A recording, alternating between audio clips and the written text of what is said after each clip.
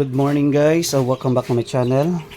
Ngayon, bubuksan po natin ngayon, kakagising natin kung ilan na nga ba yung nag-hatch dito sa ating ginawang DIY na egg incubator. So bubuksan natin kung ilang piraso ng mga itlog yung napisa at naging sisiw. Okay? Yun.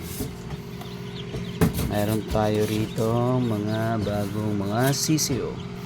Bali, tinatanggal ko agad dito guys. Ito, yun.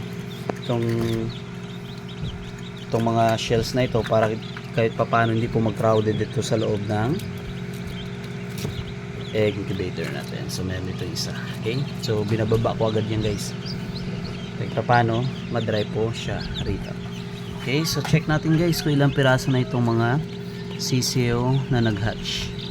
Okay? Yan po, yun po. Yan. Yung mga kanin guys, yung mga ito, katulad dito. Yan, dry na po sila yan. Ibig sabihin umabot na sila dito ng 24 hours dito sa loob nating egg incubator.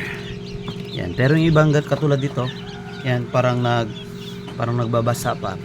Bale, hindi pa sila nakaabot ng 24 hours. Katulad dito. Yan, medyo basa pa ng konti. Pero yung mga dry na ito guys, natanggalin na natin ito maya-maya. Okay? I-prepare lang natin yung kanilang cartoon na magiging brooding na paglalagyan po nila. Okay, yun po, yun. So dinodouble check ko guys yung mga sisiw rito kasi yung iba nag-insert doon sa pinakadulo katulad dito. So katulad dito guys, yan, dito sa loob ng tubigan yan, mayroon isang piraso na sumuksok or doon pumasok sa dito sa likod ng tubigan. So tinatanggal ko yan guys kasi nga minsan naiipit yan. Yan, binabalik ko yung tubigan dito. Okay?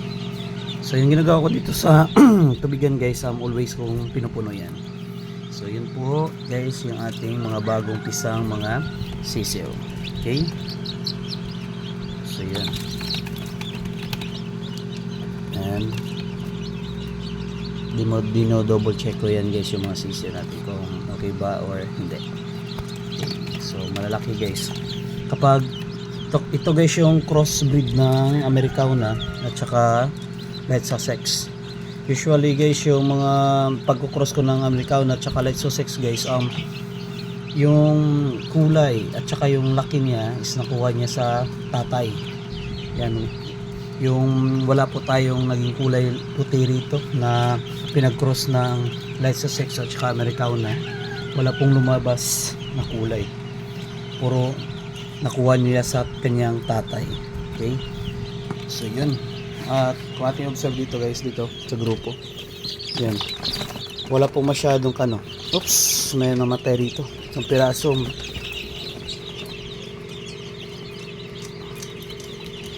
Yun, sayang, isang piraso po tayo rito kasi maliit kasi ito kasi nadaganan na.